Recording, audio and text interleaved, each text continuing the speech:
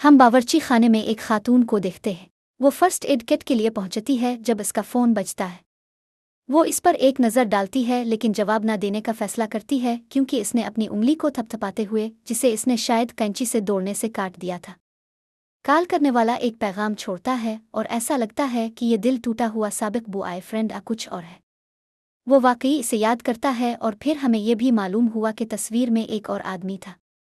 वो औरत जो अब स्टेफनी को बुलाएगी वो कमरे में चली जाती है लेकिन ठोकर खाती है, उसकी सपिट हर जगह फैल जाती है। जब वो खाने को साफ करती है तो इसे खून के 2 कतरे नजर आते हैं। वो सफाई का कुछ सामान पकड़ लेती है लेकिन इसकी छोटी सी परेशानी को हल करने की कोशिशें इसे बदतर और वसीतर बनाती है। अब बगैर खाने के एक हमेशा भूखी स्टेफनी ने अपना फ्रिज चेक किया लेकिन ये खाली है। 2 मिनट बाद वो दोबारा चेक करती है और फिर भी खाली है, लिहाजा वो पेंटिंग कहाँ रखना है इसका निशान लगाने से पहले कुछ खाने का ऑर्डर देती है। वो एक आसान डैंडी हथौड़ा पकड़ती है और एक कील में बलज लगाने की तैयारी करती है लेकिन इसके बजाय वो गलती से दीवार में एक छोटा सा सुराख कर देती है। अचानक दरवाजे पर दस्तक होती है। स्टेफनी की परेशानी बढ़ जाती है। वो तेजी से दरवाजे की तरफ इशारा करती है, फिर दीवार के साथ लेट जाती है। आंखें बंद करके वो नीचे खिसक जाती है, इस इंतज़ार में कि जो भी आ शायद बाहर जो भी है वहां से निकलेगा। फिर वो तेजी से बाहर झांकने के लिए कई ताले को हिटती है। वो इसे दोबारा खोलती है और अपना खाना पकड़ती है। आपने देखा स्टेफनी ईगोरोफोबिक है, यानी वो बाहर से डरती है और हाँ, वो कभी भी अपना घर नहीं छोड़ती। बाद में स्टेफनी अपने मालिक मकान के लिए एक मत लिखती है। वो इस जगह के लिए शुक्रगुजार है लेकिन इसके ब्लू प्रिंट के बारे में मुतजस्सिस है क्योंकि एक दीवार बहुत खोखली लगती है। काबिल जिक्र बात यह है कि इसका फ़ोन बगैर किसी गलती के इसकी तकरीर का मत में बिल्कुल तर्जमा करता है, जिस पर यकीन करना सबसे मुश्किल है। रात के वक्त वो अपनी आँख के अंदर का मुआयना करते हुए अपने दांत साफ करती है जैसा कि आम तौर पर होता है। इसे सोने में परेशानी हो रही है। दीवार में सुराख उसके दिमाग पर है। जैसे ही इसने आंखें बंद की दीवार अचानक आगे बढ़ गई। इसकी आंखें हैरत से फैल गईं लेकिन यह सिर्फ एक ख्वाब था। स्टेफनी बेदार होती है और उसका थोड़ा सा थेरापी सेशन होता है। इसके मुआलिज का ख्याल है कि अब वक्त आ गया है कि वो अपने खौल से बाहर आएं और दफ्तर जाएं। स्टेफनी जवाब में खांसती है। मुआलिज तजवीज़ करता है कि बाहर जाने और फार्मेसी जाने का ये एक बेहतरीन मौका होगा। स्टेफनी चैलेंज से इत्तेफाक करते हुए मुस्कराती है लेकिन इसकी आंखें इसके हकीकी जज्बात को धोखा देती हैं। अंदर से वो एक छोटी सी ड्रोनी बली है। कॉल करने के बाद वो कपड़े पहनती है और दरवाजे की तरफ झूरते हुए अपनी चाबियां पकड़ती है। इसके अंदर की बेचैनी बढ़ जाती है और वो ऐसा नहीं कर पाती। स्टेफनी को एक बार फिर खांसी हुई और इस बार एक और खांसी है जो दीवार से आती है, शायद इसके तसव्वुर में।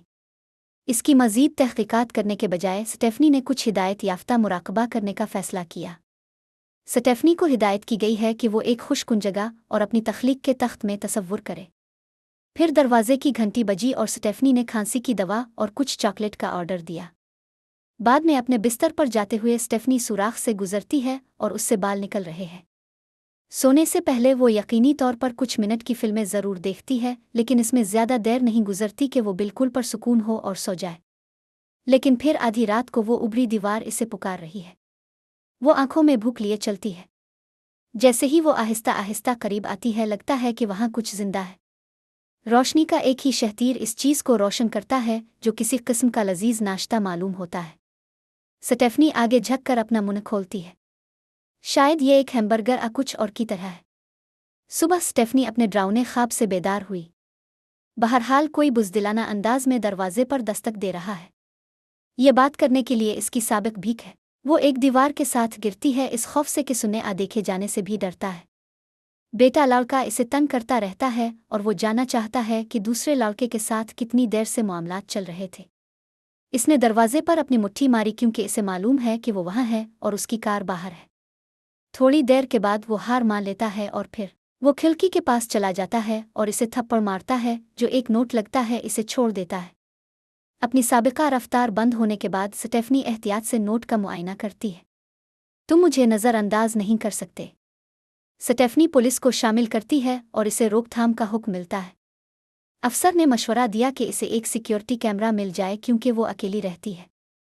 स्टेफनी ऐसा करने के लिए आगे बढ़ती है और कैमरा सीट करती है जब इसकी खांसी की अलामात ख़राब होती जाती है।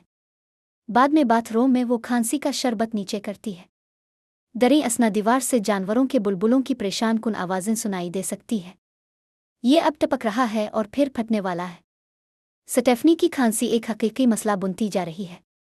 वो अपना फ़ोन चेक करती है और अपने मालिक मकान का पैगाम वसूल करती है। बज़ाहिर वहाँ किसी किस्म की नामालूम तज़ीन व आराइश हुई थी और वो दीवार वहाँ नहीं होनी चाहिए। स्टेफनी पैगाम जारी रखते हुए घूंट भरती रही। ख़वातीन का ख्याल है कि कुछ लोगों को घर में ये इजाफा खौफनाक लग सकता है, लेकिन वो इसे बहादुर समझती है। जहाँ तक स्टेफनी का ताल्लुक है, वो कैम्प कुर्रीपी में है, इसलिए इसने दरवाज़ा बंद कर दिया। इसके बावजूद वो किसी न किसी तरह खुद को सुराख के नीचे दालान में सोती हुई पाती है। वो इसे अपने पाँव पर वापस लाती है, फिर ठोकर खाकर अपने कमरे में जाती है, लेकिन किसी चीज़ पर कदम रखती है। ये एक दांत है।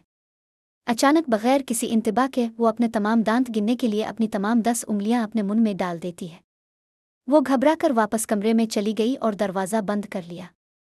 दीवार से गट रंचिंग आवाज़ें आती हैं जो बुलंद से बुलंद तर होती जाती है। जवाबात की तलाश में वो अपने सिक्योरिटी कैमरे की फुटेज चेक करती है और जो चीज़ इसे मिलती है वो स्टेफनी को हैरान कर देती है। खुद को सुराख तक चलते हुए और कुछ खांसते हुए देखा जा सकता है। जो कुछ भी है ये सिर्फ बड़ा होता रहता है। करीब से मुआयना करने पर ऐसा लगता है कि ये एक पूरा बाजू है और उसने इसे सुराख से डस लिया है। मौजूदा वक्त में इसे कभी ऐसा करने का कोई याद नहीं है। खौफ से मगलूब स्टेफनी दरवाजे की तरफ लपकी, लेकिन वो इसे घूरने के अलावा कुछ नहीं कर सकती। बाहर से इसका खौफ सबको परेशान करता है। दीवार इसे वापस बुलाती है, लेकिन तब ही इसकी हिम्मत फट जाती है। अब अज़्म से भरी हुई स्टेफनी सलेज हथौड़े के लिए पहुंचती है और इसे नीचे फेंकते हुए एक दीवार के पास जाती है। नामालूम में दरवाजे के साथ स्टेफनी ठोकर खाती है। वो खुद को धुंध से भरे खला में पाती है। क्या कोई शनासा तख्त है? बिल्कुल इसी तरह जैसे इसके मुराकबा के इंस्ट्रक्टर ने इसका तसव्वुर किया था, लेकिन यहाँ कुछ गलत है। तख्त जिंदा है और इसे पुकारता है और जल्द ही इसे महसूस होता है कि इसकी मकनातीसी गिरफ्त इसे अंदर खींच रही है। वो इससे लड़ने की कोशिश करती है, लेकिन इसकी कशिश शकल का मुकाबला नहीं कर सकती। जैसे ही वो बंद होती है और वो अपनी मर्जी से इस एहसास से लुत्फ़ अंदोज़ होने लगती है, वो बैठ जाती है। इस मलिका पर ताज रखने से पहले तख्त इसे गर्मजोशी से गिले लगाता है। इसे ऐसा लगता है कि वो वही है जहां इसे होने की ज़रूरत है, लेकिन अचानक कुर्सी लपक जाती है और ऐसा लगता है कि वो कभी जाने नहीं देना चाहती। स्टेफनी इसकी गिरफ्त से बचने के लिए शिद्दत से लड़ती है और आखिरकार वो आज़ाद हो जाती है। हथौड़ा पकड़कर इसे नीचे फेंक देती है। फिर हकीकत की तरफ वापस जाए। M&M लम्हा। ऐसा लगता है कि स्टेफनी ने अपने हकीकी इफ़रीत ईगोरोफोबिया को शिकस्त दी है। वो बाहर है और वो अपने दस्तकारी को पीछे देखती है और हैरत से सोचती है कि मैं इसकी कीमत कैसे अदा करूँगा।